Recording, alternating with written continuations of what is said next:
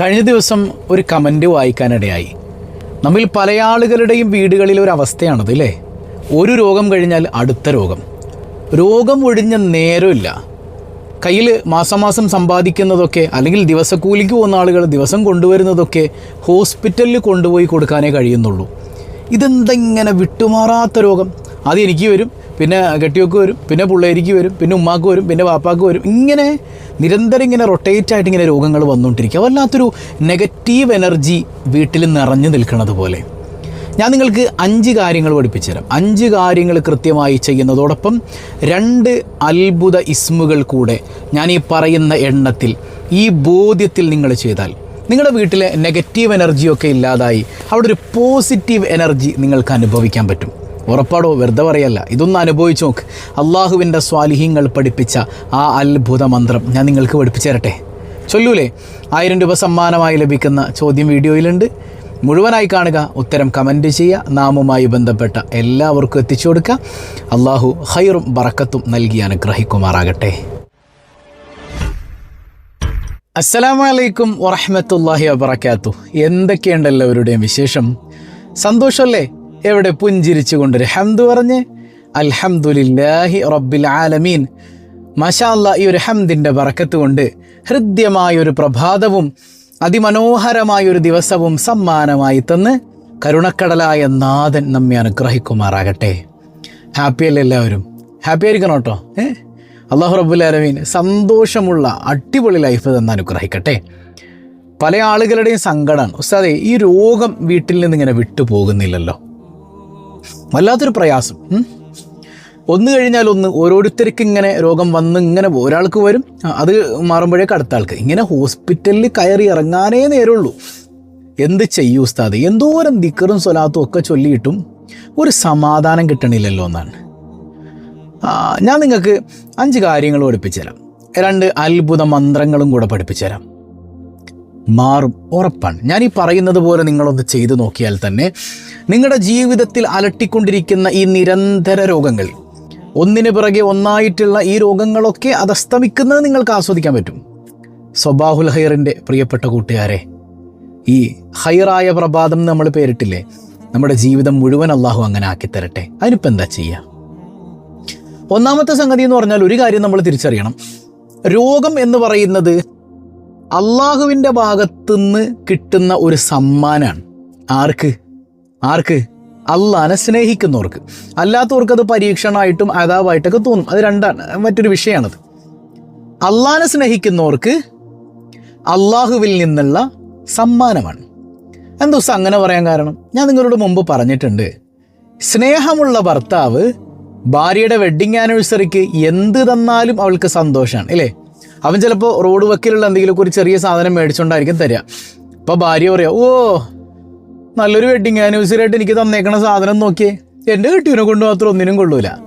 സ്നേഹമുള്ള ഭാര്യ ഒരിക്കലും ഇങ്ങനെ പറയില്ല അല്ലേ? സ്നേഹമുള്ളവൾക്ക് എന്ത് കിട്ടിയാലും സ്വീകരിക്കും. കാരണം എന്താ? അത് തരുന്നത് എൻ്റെ ഭർത്താവാണ്, അതുകൊണ്ട് എന്ത് തന്നാലും എനിക്കിഷ്ടമാണ് അല്ലേ?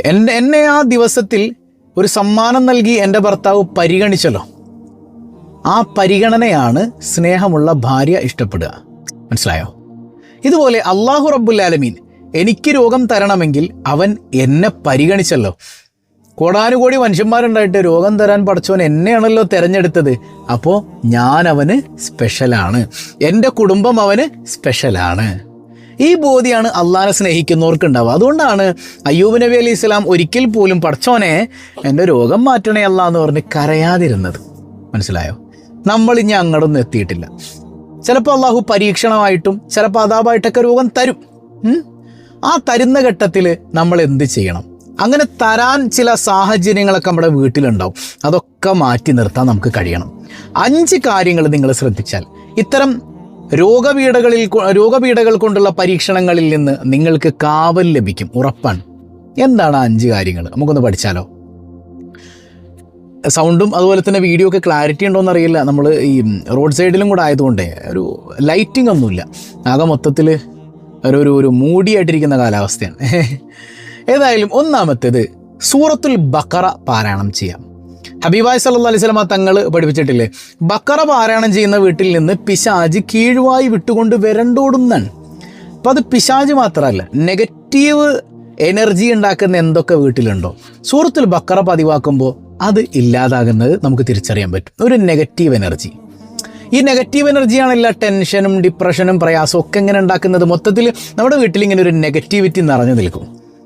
നെഗറ്റിവിറ്റി നിറഞ്ഞു നിൽക്കുമ്പോൾ നമ്മൾ എന്ത് ചെയ്യും? നമ്മൾ ഖുർആനോത്തില്ല, നിസ്കാരമില്ല, ഒന്നുമില്ല. എന്നാൽ ഇതിൽ ആ സമയത്തും ഇതിലൊരു ആനന്ദം കണ്ട് സൂറത്തുൽ ബക്കറ ഓതി നോക്കി. നിങ്ങൾ വെറുതെ ഒരു കടത്ത് കഴിക്കാൻ ഓതലല്ല, അള്ളാനെ പ്രണയിച്ച് എൻ്റെ റബ്ബ്, അവൻ്റെ കലാം, എൻ്റെ റബ്ബ് എന്നോട് വർത്താനം പറയുകയാണെന്നുള്ള പ്രണയത്തിൻ്റെ ബോധ്യത്തോടുകൂടെ ഡെയിലി സൂറത്തുൽ ബക്കറ ഓതാൻ പറ്റിയില്ലെങ്കിലും, പറ്റിയാൽ ഡെയിലി ഓതുക. മുഴുവൻ വേണ്ട, ഒരു 1-2 പേജ് വെച്ച് ഓതിയാൽ മതി. ആഴ്ചയിൽ ഒരിക്കൽ സൂറത്തുൽ ബക്കറ ഖത്തം ചെയ്തിരിക്കണം. മനസ്സിലായോ? സൂറത്തുൽ ബക്കറ ആഴ്ചയിൽ ഒരിക്കൽ ഖത്തം ചെയ്യുന്നതിന് ഇപ്പം എന്താ തടസ്സം? അല്ലേ? ഡെയിലി 2 പേജ് വെച്ച് ഓതിക്കഴിഞ്ഞാൽ ഒരാഴ്ച വേണ്ടല്ലോ. അപ്പോൾ അത്ര പെട്ടെന്ന് സൂറത്തുൽ ബക്കറ നമുക്ക് ഓതി തീർക്കാൻ പറ്റും. ഡെയിലി 1 പേജ് 2 പേജൊക്കെ വെച്ച് ഓതിയാൽ മതി. അൽഹംദുലില്ലാഹ്. നമ്മുടെ വീട്ടിൽ ഞങ്ങളിത് ചെയ്യണതാണ് ചാടി പറയല്ലേ, ഇതൊരു ഇജാസത്തുകൊണ്ട് അങ്ങ് തരികയാണ്. അപ്പോൾ ആ നിലക്ക് നമുക്ക് പറഞ്ഞു തന്ന മഹാരഥന്മാരിൽ നിന്ന് കൈമാറി കിട്ടിയത് ഞാൻ നിങ്ങളിലേക്ക് പകർന്നു തരികയാണ്. എന്ത് ചെയ്യുക? ആഴ്ചയിൽ ഒരിക്കലെങ്കിലും ഡെയിലി അല്പാൽപമായി ഓതി ഒരാഴ്ച കൊണ്ട് സൂറത്തുൽ ബക്കറ ഓതി തീർത്താൽ വീട്ടിലെ നെഗറ്റീവ് എനർജി അങ്ങ് പോകും. അപ്പോൾ എന്ത് ചെയ്യും? ഈ ഒന്ന് കഴിഞ്ഞാൽ ഒന്ന് എന്നുള്ള ആ ഒരു ടെൻഷനും ആ ഒരു രോഗത്തിൻ്റെ അവസ്ഥയൊക്കെ മാറി നിൽക്കുന്നത് നിങ്ങൾക്ക് കാണാൻ പറ്റും. രണ്ടാമത്തെ ഒരു മർമ്മപ്രധാനമായ കാര്യം ദാനം ചെയ്യലാണ്. അത് ഞാൻ പറയാതെ വയ്യ. ദാനം ചെയ്യുമ്പോൾ പലതവണ ഞാൻ പറഞ്ഞിട്ടുണ്ട്, നമ്മുടെ പൈസ നമ്മൾ കൊടുക്കുന്നു. ഞാൻ കൊടുത്ത് ആ സാധനം ഉണ്ടെങ്കിൽ നീ ദാനം ചെയ്തിട്ട് ഒരു കാര്യമില്ല. അസ്വദക്കത്തു റദ്ദുൽ ബലാ എന്നാണ് പറഞ്ഞത്. ആ സ്വതക്ക, ഏത് സ്വതക്ക? എല്ലാ സ്വതക്കല്ല, ആ സ്വതക്ക അപകടങ്ങളെ തടയും.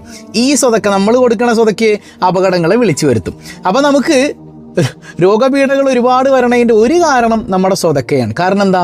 നമ്മുടെ മനസ്സിൽ നിന്ന് ഞാനും കഷ്ടപ്പെട്ടുണ്ടാക്കിയതാണ്, എൻ്റെ പിള്ളേരുണ്ടാക്കിയതാണ്, എൻ്റെ കെട്ടിയവൻ ഉണ്ടാക്കിയതാണ്, ഞാൻ കൂട്ടി വെച്ചുണ്ടാക്കിയതാണ്. ഈ ചിന്ത പോകാത്തിടത്തോളം ഒരു സ്വതക്കയും നമുക്ക് ഉപകാരം തരൂല. സ്വതക്ക ചെയ്യുമ്പോൾ, ഹദിയ ചെയ്യുമ്പോൾ ഒരു കാര്യം ഉറപ്പിക്കണം, എൻ്റെ കയ്യിലുള്ളത് എൻ്റെ പണം അല്ല, ഞാൻ കഷ്ടപ്പെട്ടുണ്ടാക്കിയത് അല്ല, ഞാൻ അധ്വാനിച്ചത് കൊണ്ടുണ്ടായത് അല്ല, ഇതെൻ്റെ റബ്ബിൻ്റെതാണ്. ഇതെൻ്റെ റബ്ബിൻ്റെതാണ്, ഞാൻ കൈകാര്യകർത്താവ് മാത്രമാണ്. റബ്ബിൻ്റെ പണം ഞാൻ എടുത്തു കൊടുക്കണേന് എൻ്റെ മനസ്സിലെന്താണോ സങ്കടം? അങ്ങനെ കൊടുത്താൽ ഇരട്ടിയാക്കി തരും എന്ന് അള്ളാഹുവാണ് പറയുന്നത്. മാത്രമല്ല സ്വദഖത്തു റദ്ദുൽ ബലാ, അങ്ങനെ അള്ളാഹുവിൻ്റെതാണ് എന്നുള്ള ഉറച്ച ബോധ്യത്തിൽ നമ്മൾ കൊടുക്കണം. അങ്ങനെ കൊടുത്തു കഴിഞ്ഞാൽ എന്ത് സംഭവിക്കും? അപകടങ്ങൾ, ഇങ്ങനെയുള്ള നിരന്തര രോഗങ്ങൾ, പ്രയാസങ്ങൾ, ഇതൊക്കെ വീട്ടിൽ നിന്ന് മാറി നിൽക്കുന്നത് നിങ്ങൾക്ക് കാണാൻ പറ്റും. ഉറപ്പാണ്. ഒന്ന് ട്രൈ ചെയ്ത് നോക്ക്.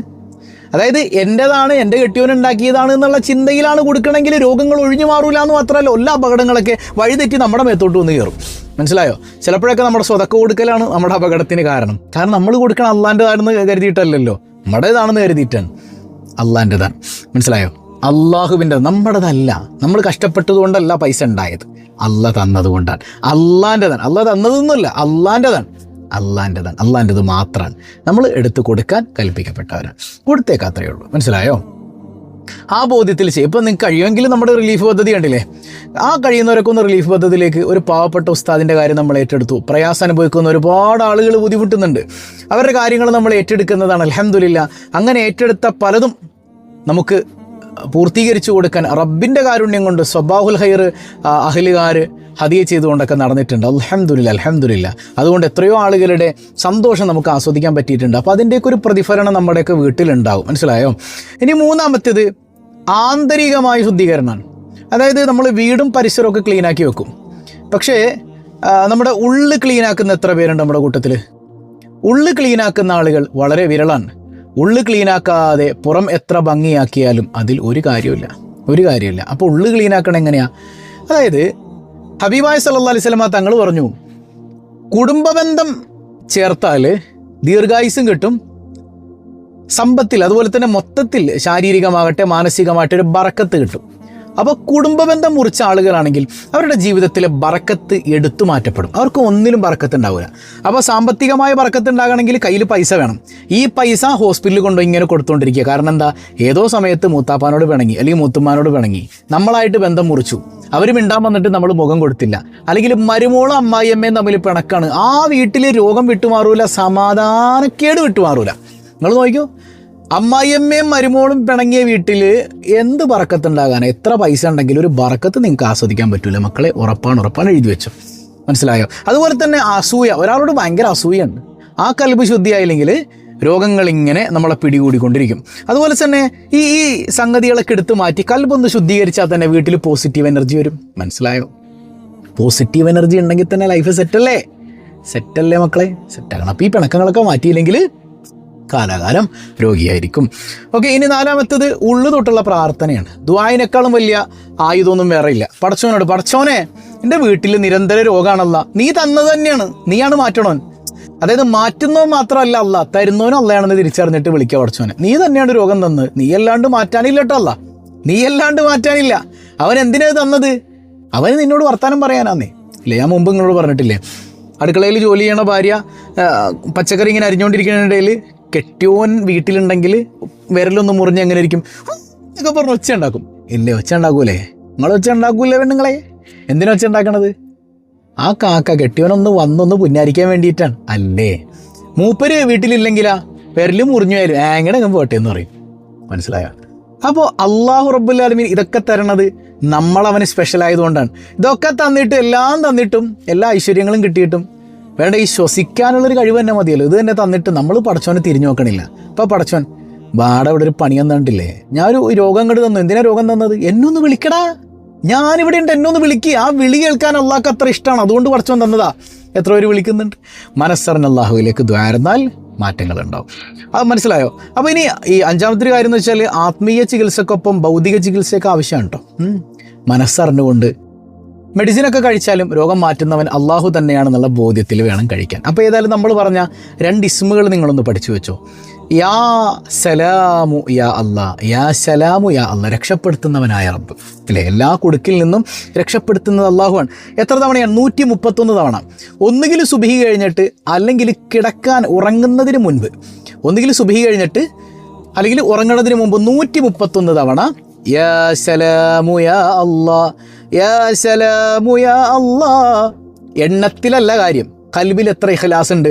അള്ളാനെ പ്രണയത്തോടെയുള്ള വിളിയാണ് വിളിക്കണമെങ്കിൽ യാ സലാമു യാ സലാമേ, അള്ളാനെ പ്രണയിച്ച് വിളിക്കുക.